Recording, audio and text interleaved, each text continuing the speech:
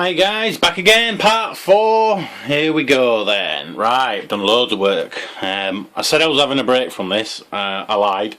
My mate from Leeds was a bit slow in sending me his stuff, or eBay was a bit slow in selling him his stuff. So I just cracked on and made a bit more. Yeah, so I've done the arm. I'm going to turn it around slowly. And I'm going to zoom in a minute, so just so you can see the work I've done on it. And I have literally gone to town on this arm. There you go, move the camera down a bit for you. It is very elaborate, and I'll talk about it in a second once I've spun it round. Still got quite a bit of work to do on other bits and pieces on it. But as you can see, it's massive. Right, I'll leave it there. Okay, I'll take it off in a minute and talk more about it. So you can see the general shape I've gone for. My advice to you guys out there, if you're going to do something like this, is have a look at some of the American big cranes that they have.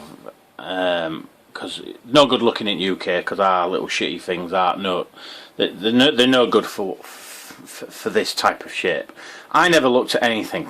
This is what I made off at the top of my head, and I'll talk about that in a second. But if you're gonna do some research, just Google American cranes or something like that, and just have a look at some of the crane arms or digger arms or whatever they call them, JCB arms, and just see how they're built up. Alright, obviously this arm here, I've had to make it look absolutely massive, and you know, really I've just gone proper to town on this. So this was actually built from the top of my head. I just built it, and no research had gone into this at all. I just built it, and this is what I came up with. Alright, so what I'm getting at is, do some research, because it took a few attempts to get it to this stage and how I liked it. So, and I had to change quite a few bits and bobs about it as well. Alright, so I'm just going to move my boy, and I'm just going to talk about the arm. Okay, so I'll spin it around this way first. Okay, I'm going to bring the camera closer. Right, guys. Okay, so here's my arm.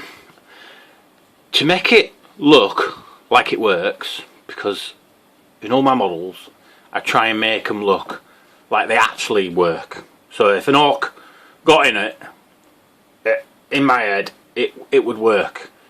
So all these pistons and stuff in my head actually work, because you can see the bit where it's going to pivot. Alright. Oh, bloody hell. You see where it's going to pivot? That's where the piston's going to sit to push it forward. These pistons here are pushing this arm up, and these pistons here pushing that down, which in general is going to be lifting and dropping the arm, sort of thing. Okay. I put like a counterweight here, because originally that wasn't there, so that was what I had. It just didn't look right. So because it's such a heavy front, a massive front, I thought I didn't want to go too elaborate and bring it right back here and then put a counterweight there. I just wanted to just give it a little bit more body, and then I just put this counterweight here, you see. Okay, I gave this quite a big bulkiness as well. I wanted this top bit here to look, you know, massive, if that makes sense. And again, little bits of attention to details as well. These little like ring things, it looks like it's slotted in. When it's painted, it'll look quite cool. It just look, again, it looks like these big massive where it pivots and stuff. Do you know what I mean? It's yeah, just more detail as well. Okay, so this side is the side that's the outside of the arm. So obviously all this detail work here, like the checks, they're just bits of plastic card cut into squares and stuck on, and then what I do then is I put loads of glue on here, on my liquid poly, my Umbro liquid poly, and I just brush it. And what this does, it draws away some of the plastic and puts it inside here, so it sort of melts it together and makes it look a little bit less straight edged, if that makes sense. It gives it a little bit of a smooth edge and blends it in, so when it comes to painting they're not so sharp and they look a bit worn and such. Just put a bits of detail on here. Obviously that, I thought that went really well there, so I stuck that there. Big massive plate with a shell through it. I love this plate. It's yeah, I couldn't produce something like this plate sat here, so that's why I stuck that plate there. And luckily it just fit almost perfectly, and with a little bit of overlap, but hey, it's wriggledy diggledy. Okay, and the only thing I will say is, in my opinion, this part here doesn't really work for me, but I kept it anyway because I couldn't think of any other way to do it. So this is the joint here for the whole arm to move backwards and forwards. But let's face it, there's no amount of orc willpower really on this planet that's going to allow this wrist part here to move. So, you know, it's just detail work, end of the day. Okay, the claws and the hand parts. How I started this, I made 3 segments. I made the palm, which is there, so think of your hand. That's your palm of your hand. Then that's your first part of your finger. Okay, and then the next part of your finger, and then the tips of your finger should be here. Okay, at the end. Now I actually did do that, so I had 1, 2 and 3 parts, so it was like a massive hand.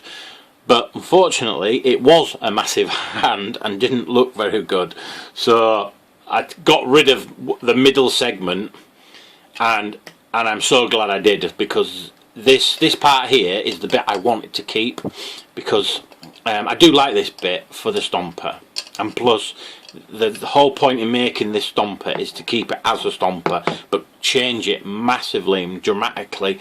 So therefore I wanted to keep this. So in my head all this does is grab things like that and then brings this part down and rips it up. So if you imagine, it does that sort of thing. So again, I put a bit of model work on here and stuff. Did a little bit of detailing on the bottom here. This means nothing to me, but at the end of the day you could even incorporate and say that they're flamers or something like that. I don't know, 4 flamers on the end. It's up to you guys, whoever buys it. And again, a bit more detail work with the pistons. Got lots and lots of cables to put on this yet. Not done the cable work yet. That's going to be my bugbear at the end, doing all the cable work. So yeah, so there's my arm, guys. It looks pretty smart. It'll go, like I said. Oh yeah, again, okay, this is an important part as well, guys. The positioning of the arm.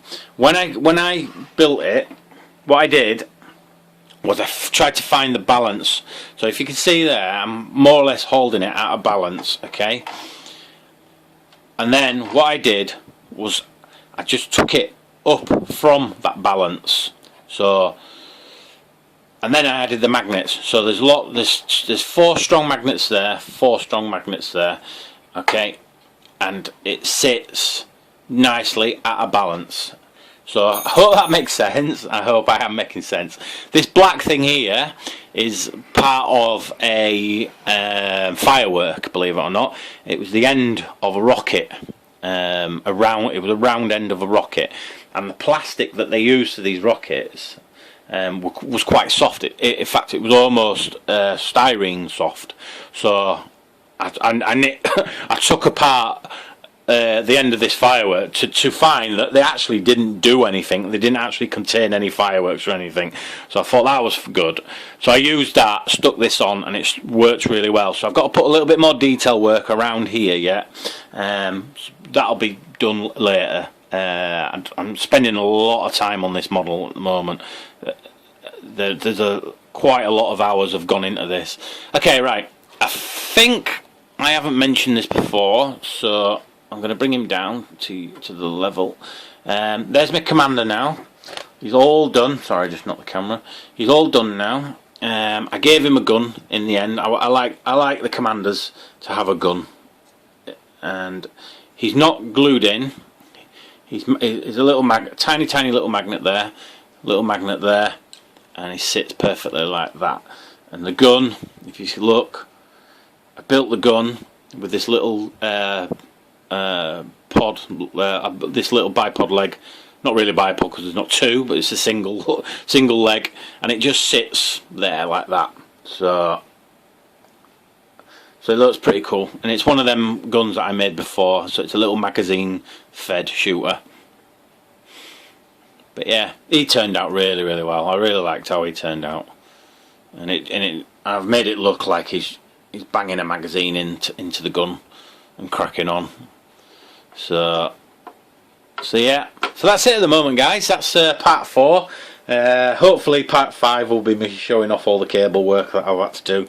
I'm going to finish off some more detail work on it, but I promise you now that this is now getting put to bed for a while, because I do have my mate's commission to do, which will be done soon.